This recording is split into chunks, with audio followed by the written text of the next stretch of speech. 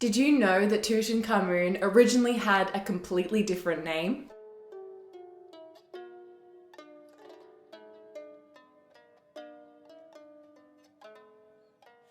Hello and welcome to World History Encyclopedia. My name is Kelly and today's video is all about the life and death of the most famous pharaoh in the world and the discovery of his tomb 100 years ago. Today's video is all about King Tutankhamun, his life, death and popularity in the 21st century. Don't forget, the easiest way to support us is by giving this video a thumbs up, subscribing to our channel, and hitting that bell icon for notifications so you don't miss out on any new uploads.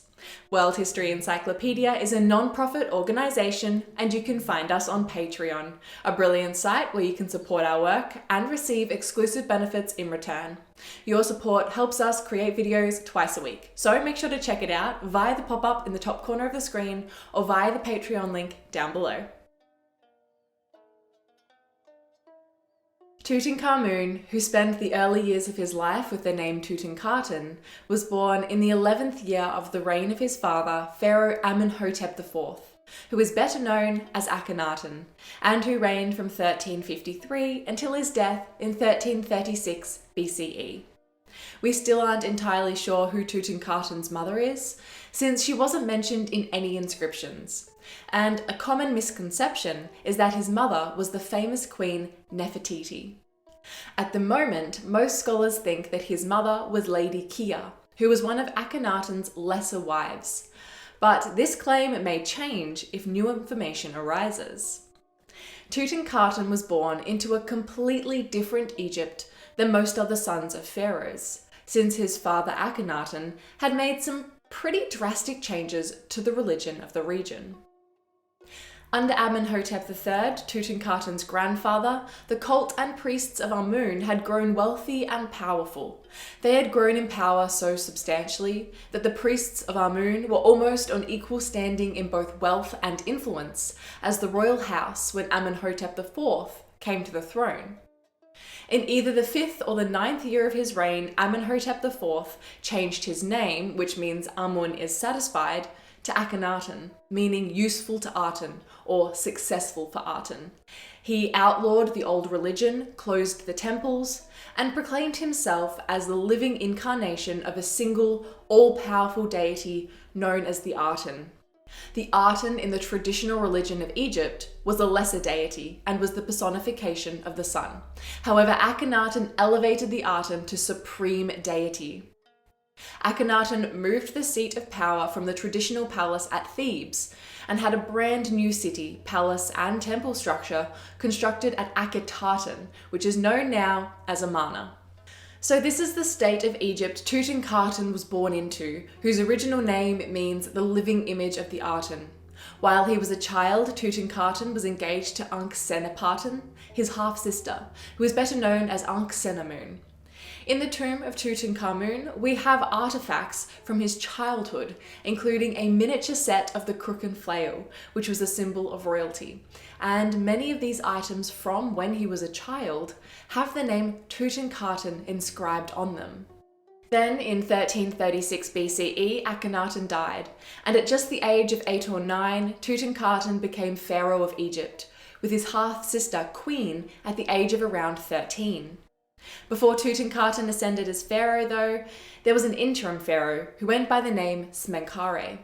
Very little is known about Smenkhare, but it has been suggested that this pharaoh was actually Nefertiti, assuming a male persona, since Smenkhare's throne name was identical to Nefertiti's. 2 years into the reign of Smenkhare, they died, and Tutankhaten was crowned king.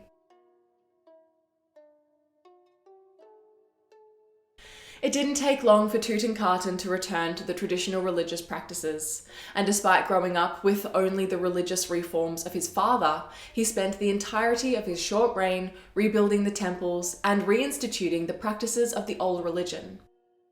Whether it was by choice or forced upon him by his advisors, Tutankhaten left Amarna and took up residences at the traditional capitals of Thebes and Memphis, and he and his queen changed their names to Tutankhamun and Ankh-Senamun. From his reign, we have the Restoration Decree of Tutankhamun, which tells of the chaos the country was in after the death of Akhenaten. The temples had been abandoned and the cults of the gods had been outlawed, which meant that the gods stopped hearing the prayers of the people, and Maat, or harmony, the foundational belief of the Egyptian religion, was not being upheld. This was a problem, given that the utmost responsibility of the Pharaoh of Egypt was to maintain harmony in the region. The Restoration Decree Stele tells us that Tutankhamun restored not only the temples and the cults to the gods, but the harmony of Egypt. He rebuilt the temples that had been closed and had fallen into ruin, and had the statues of the gods rebuilt, but in the visage of the new king. It wasn't all work for Tutankhamun, and he spent some of his time doing the usual activities fit for a king, including horseback riding, training in military skills, and enjoying time with his wife. But unfortunately, during the reign of his father, many things in Egypt and the outside world had changed. Akhenaten neglected the training of the army, and so Egypt had lost Kadesh and numerous other vassal states. Horemheb, a chief advisor to Tutankhamun and the general of the army, tried and failed multiple times in his campaigns against the Hittites, who only grew more powerful during Tutankhamun's reign. This would have been all pretty overwhelming for a boy of 16, but he seems to have done his best during his reign. And who knows what he could have achieved had he not died before turning 20. Despite knowing quite a lot about Tutankhamun, his life and his reign, we don't really know how he died, and there have been many different theories suggested since the discovery of his body in 1922. Suggestions for potential causes of death have included murder, which was based on the damage to his skull. But this damage has since been found to have first been caused by the embalmers, and then further damage to his skeleton was caused when his body was removed from the sarcophagus because it had stuck to the bottom with resin.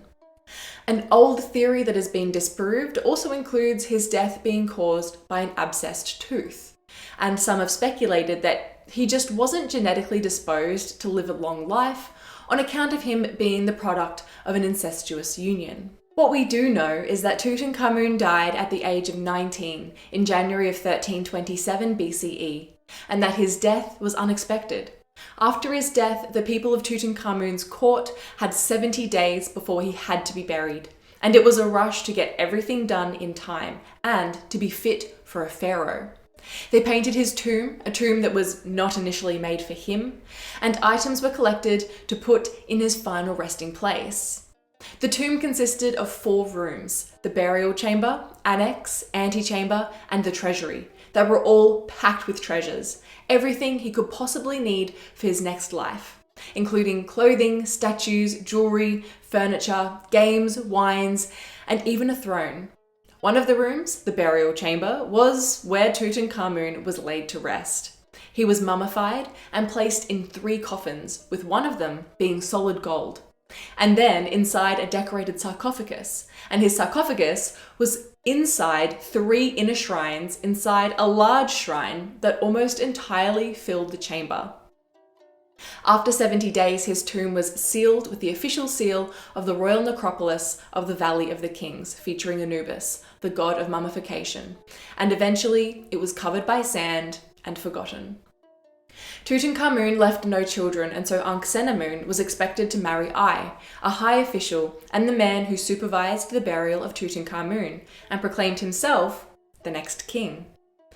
Ankh-Senamun, though, had other ideas and sent a message to the Hittite king Suppiluliuma I, asking for a son to marry.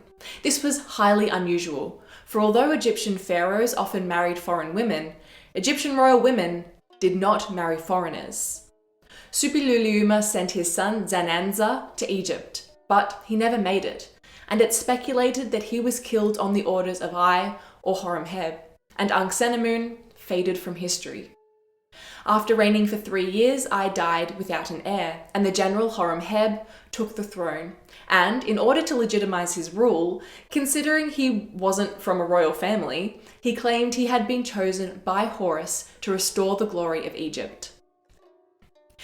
During his reign, he destroyed monuments and public records erected by Akhenaten, and he erased the memory of Tutankhamun. In the 27 or 28 years of Horemheb's reign, he truly did rid Egypt of the memory of Tutankhamun and his father, and returned the country to its previous power.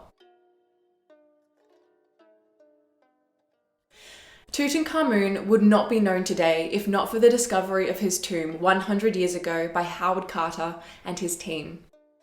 The tomb was broken into in antiquity numerous times, but it became buried and forgotten. That is, until the British artist turned archaeologist Howard Carter and his sponsor Lord Carnarvon discovered it in the Valley of the Kings. There were 2 plaster doorways and a long passage between the outside world and the hidden treasures. Carter made a small opening in the innermost door, and when Lord Carnarvon asked if he could see anything, Carter responded, "Yes, wonderful things." And the wonderful things found inside this virtually intact tomb of a long-forgotten pharaoh have stayed in the public imagination for 100 years now. Tutankhamun has become something of a celebrity, and the misinterpretation of an inscription leading to the widespread belief in the curse of Tutankhamun, or the mummy's curse, has only amplified that and propelled the pharaoh into pop culture since the 1920s. It didn't help that only a few months after the opening of the tomb, Lord Carnarvon died, seeming to corroborate the claim that the tomb was cursed, though his death was actually caused by an infected mosquito bite. The inscription, which was allegedly interpreted as the curse, "I will kill all of those who cross this threshold into the sacred precincts of the royal king who lives forever," has actually been found to be saying, "I am the one who prevents the sand from blocking the secret chamber," with the I being the spirits invoked to keep the door sealed and the chamber safe. No curse involved. Most of those involved in the tomb's opening lived long lives, and their deaths were hardly mysterious. Howard Carter knew the curse story was make-believe, but allowed it to spread to scare people away from the tomb so he could work in peace. Even so, the supposed curse is still associated with the boy king and his tomb. The gold mask found resting on the young king's face is one of the most iconic images from Egypt, and 100 years after the initial discovery, more and more information is coming to light about the boy king. He is no longer believed to be an inconsequential king, but a young pharaoh who used his short reign to try to restore the balance that had been lost in Egypt under the reign of his father. He was long overshadowed by the rich goods he was buried with, and the curse attached to his tomb. But as more becomes known of his life, he is finally receiving the recognition he deserves as a great pharaoh of Egypt. What do you think of the mummy's curse? Let us know in the comments below. If you enjoyed this video, make sure to give it a thumbs up and subscribe to our channel so you don't miss out on our new videos every Tuesday and Friday. This video was brought to you by World History Encyclopedia. For more great articles and interactive content, head to our website via the link below. If you like my shirt, you can find this design and a bunch more in our shop at worldhistory.store, or you can find a link for it down below. Thank you so much for watching, and we will see you soon with another video.